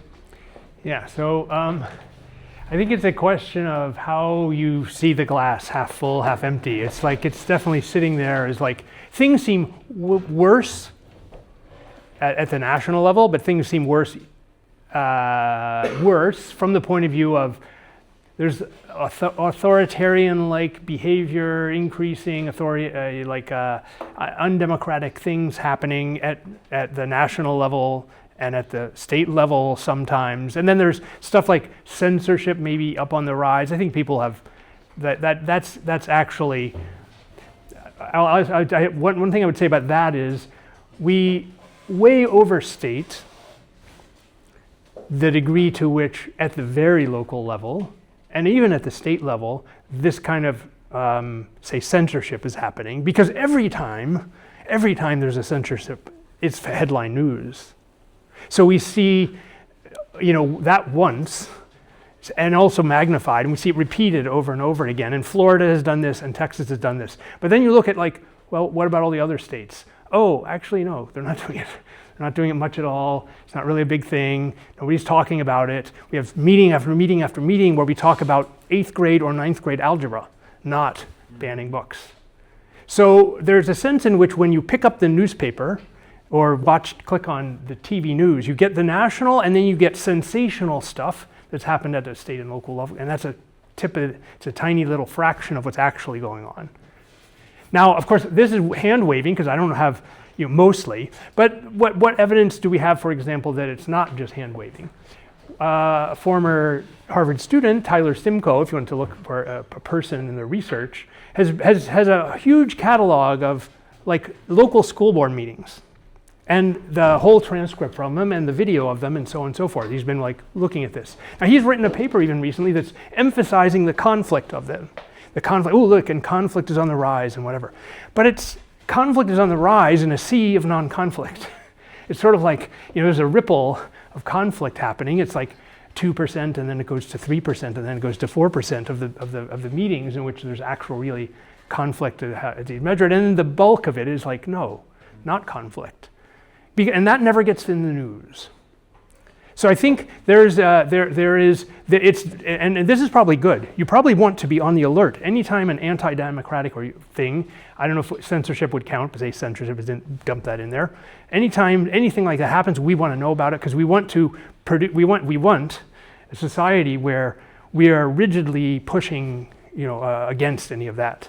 And each time there's a infringement, we want to think about, should we go march in the streets now or do something, or should we vote against some person or write some letters now?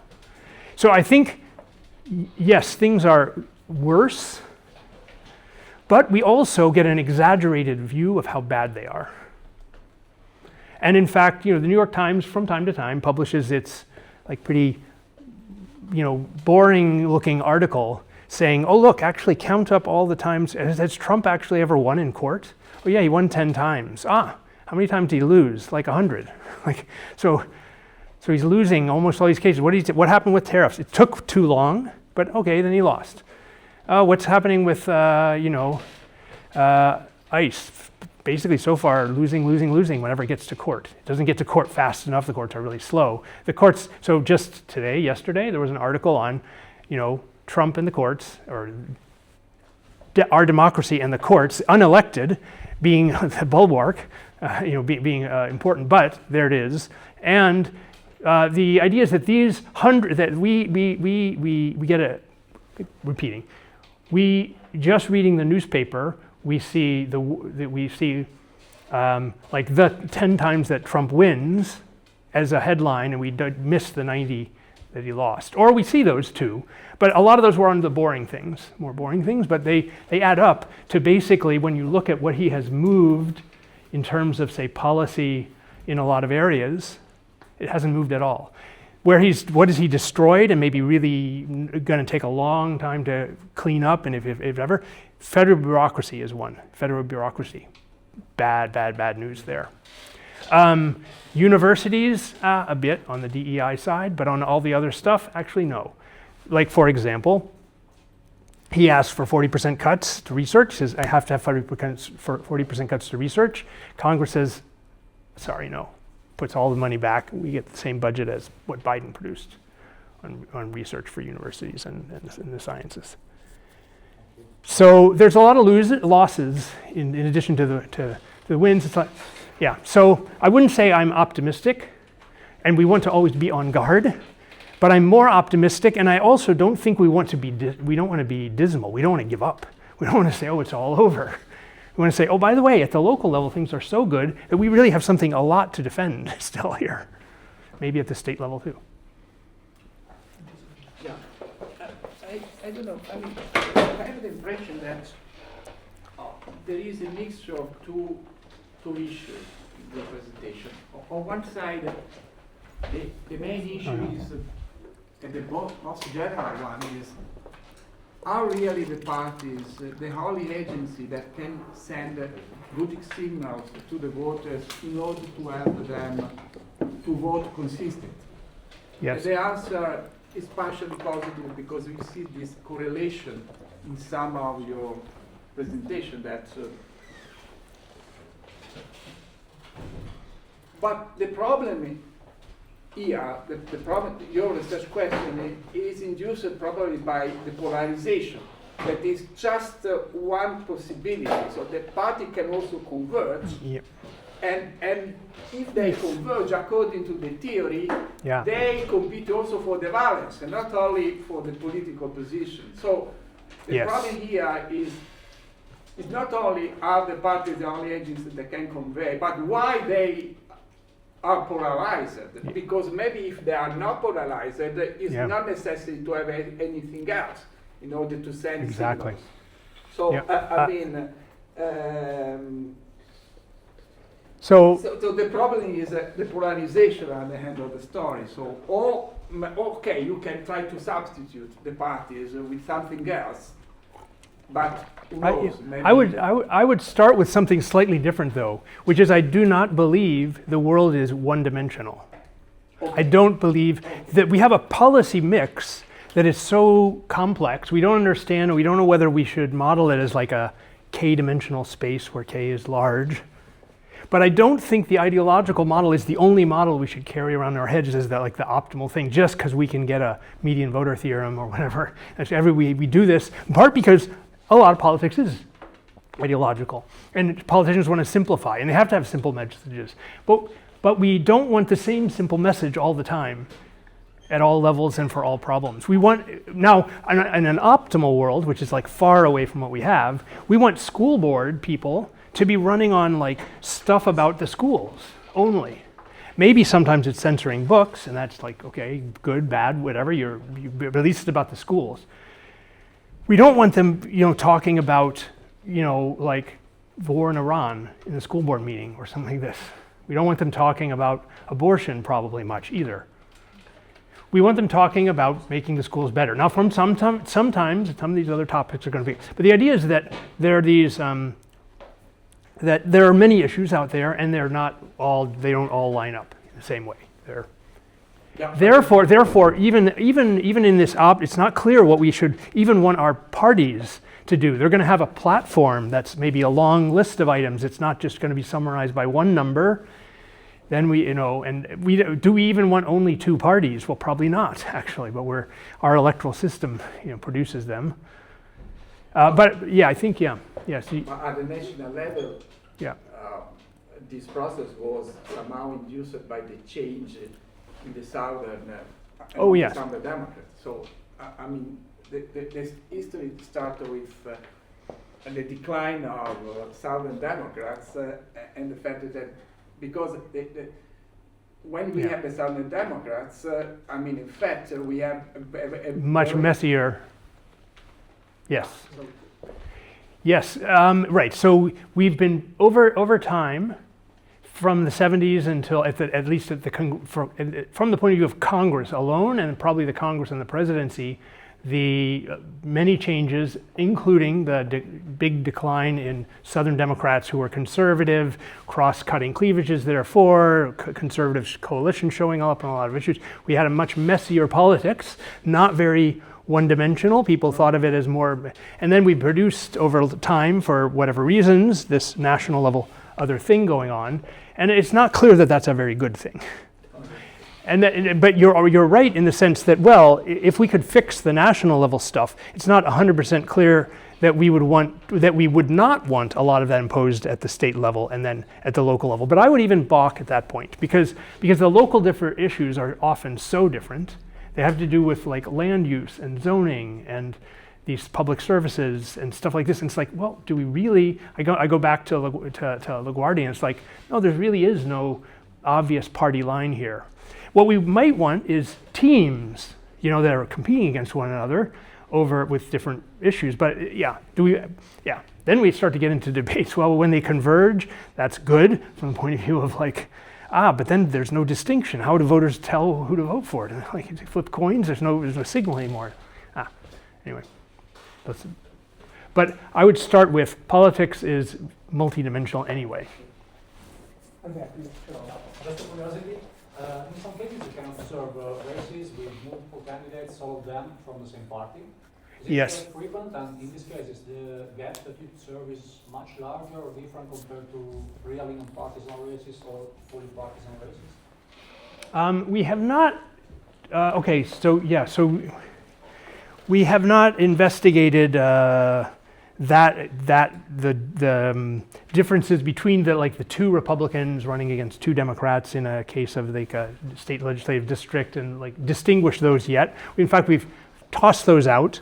They're not very common, but there are some. And then even more common are local elections with multiple candidates running with no party labels. So we have like 5 candidates running for 3 seats on a city council, say, all at large. And we've done a little bit, we've started to explore like what's the maximal amount, if there were 2 slates on these, what's the maximal amount of difference you would see and blah, blah, blah, try to come up with something like this partisan gap. And it looks like, no, pretty small differences there. My guess from some previous work that I've done with Shigeo Hirano on the like partisan offices is those are going to look hugely like the same people vote for both Democrats. 90% will be voting who will vote for both Democrats, 90% or vote both Republicans, and then 10% will split their tickets. Something like that is my guess, without having looked at the data, just from what we know from previous aggregates and precinct level data. So first of all, thank you for your presentation. It's very interesting. And my question is more on the, I would put the focus more on the party interest in all of this. So I hope it doesn't sound too naive. But so you said that on some issues at the local level, the parties do not do any electoral campaigning, or they don't do campaigning, right? So it depends on where you are from, and sometimes you get it, sometimes you don't. Mm-hmm. So my question was, do the parties, being that Republican or Democrat, have an interest in winning at the local level on some issues or not? And is it because maybe they are not that interested in winning at the local level because that's the 80% of what the average American gets as politics, so it can be more electoral accountable for that party? Maybe I'm just assuming that here. So you think they don't want to even... So, okay, so it seems there's a bundle of things that you're probing here. One is, to what degree are the parties strategically like not competing or under competing, or not wanting to show them, not wanting to be associated with the people in control in case they mess up, yes. and then that damages their reputation and so on and so forth. I think, I don't know about this, strategic thing. One thing that you see is that if it's a nonpartisan thing, I would guess that I would have thought that I would see the following being almost only what's going on, which is that if this is a heavily Democratic area, and I'm a candidate and I'm actually a Democrat, and I get Democratic support, then I will advertise that like a lot, because I want to win. And if voters learn I'm the Democrat, well, then they'll just vote for me because they're Democrats too. And then the Republicans will do the opposite in Republican areas. But that's not exactly what you see. You often see the weaker party also pushing really hard their party label even though they don't have to. And then it's not even going to help them much, at least for winning that office. What it might do, though, is from other things, like it might help them with higher ups in the party at the state level, or it might help them into some other office, or it might, even though they will lose, it will if they outperform what the expectations are, maybe that helps their career and so on. So I think there's a lot of strategic logics. I think the one thing to keep in mind is that in the US, the political parties as organizations almost don't exist in terms of the resources they control. They are at the national level and for most states at the state level, a handful of people who control some chunk of campaign cash. They have no army of workers like they used to in the past. There's no patronage jobs left hardly that they control, and therefore they can produce a big chunk of labor. None of them have they have hired people mostly, and then occasional students, like volunteer labor, stuff like this. But it's the party organizations in the U.S. are very weak, and most politics and most electoral politics is done via candidates jockeying against one another. And so that's the thing to keep in mind. It's probably as much the candidates' own incentives and strategies probably matter as much or even more than what the parties might want to happen, to the degree there's a party organization that you would call a thing at all. So for example, who's the head of the Democratic Party now? Like nobody. Who was the head of the Democratic Party when Biden was president? Well, Trump. That's like a rare sort of, like he was like the figure. He didn't hold an office, but you would say, a lot of Republican politicians still wondering what Trump thought, what Trump could endorse, not endorse. Trump seems to have, but who pre-Trump has the party out of power had? So at what other point in time in U.S. history has the party out of power at the national level had a clear leader? The answer is virtually never. Virtually never. Like, maybe, would you say Grover Cleveland when he had lost as president and he comes back? Probably not even then. So the U.S. parties do not have national leaders, and state party organizations, if we start looking for them and what they are, they hardly have leaders either. They don't have, and hardly have structure either, and hardly even have any resources. It's candidates that have all this stuff, and that's been true, at least since, in most states, at least in the 1950s or earlier, in a lot of states since the 1920s and teens. So party organizations in the US are not the first thing to think about. They're just too weak. Thank you. The last question. So, thank you for your presentation. I have to say though that it doesn't surprise me at all that the local level is not so much partisan. I mean, also in more or less all European countries, the higher the election, so from municipality to European Union, the higher the polarization. So it's an abstract ladder. But the thing which I think, and also it doesn't surprise that the media exaggerate things, that say, oh, everything is national now, so on and so forth. What I think is interesting, and it comes to the question, is one of the last graphs that you show about the specific topics and how the gap is and how it changes with over time. Yeah, that one. I think that the interesting part here is to see which topics, which policy dimension, let's say, are becoming maybe more polarized. But the question is, are they becoming more polarized because is from the bottom, so exactly. from the local level toward the federal level, or is because it's talked about the federal level then became also a local issue? Exactly. Good question. Don't know. I think, as usual, it's probably like a mix. there's going to be, just think about it now in terms of, say, DEI stuff, the diversity, like the administration pushing heavily on this now, and then previous administrations pushing in a different direction, and so on. And that causes some changes to happen at the local level, some campaigning, education policy maybe getting a bit more polarized along that, whenever that topic becomes like a topic that comes up, or even changing the agenda to put that topic on more often.